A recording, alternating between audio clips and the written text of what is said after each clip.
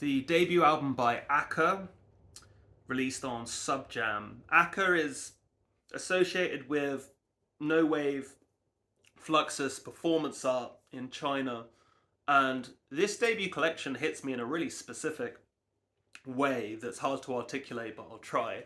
There are a few tracks that illustrate it quite nicely. I mean, one of them has Akka playing a synthesizer with like a nice two-note sort of walking bass line. It's very loose and playful.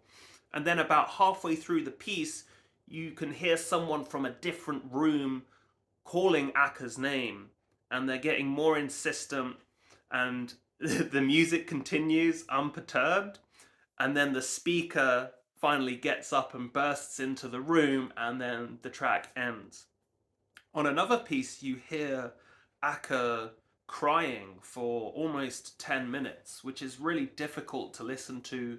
And after about 5 minutes, it starts to feel kind of surreal and disconnected from whatever maybe initially made them cry.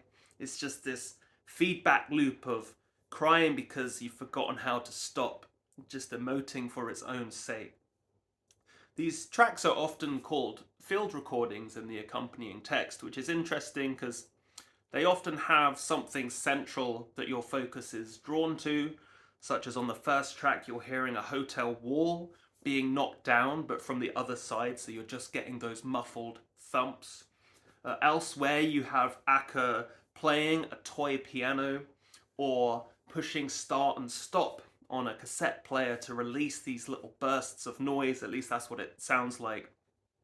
But these gestures are taking place within a lot of background noise, car horns, conversations, rustles, disturbances. At one point, you can hear the shutter of like a smartphone camera to the right.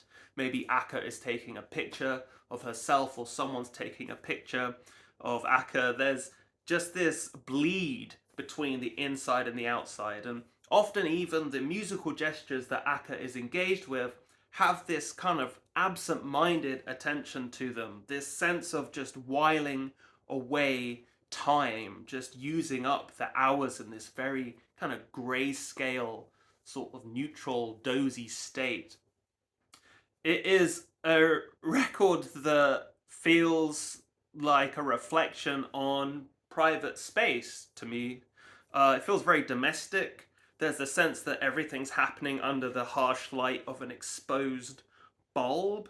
And it reminds me of that pretense that can sometimes come with private space, where a bedroom that's supposed to be for your own thoughts and your own activities is often subjected to the infiltrations of noises and disturbances from the outside just because the walls are too thin, or whatever. So it's such a compelling record.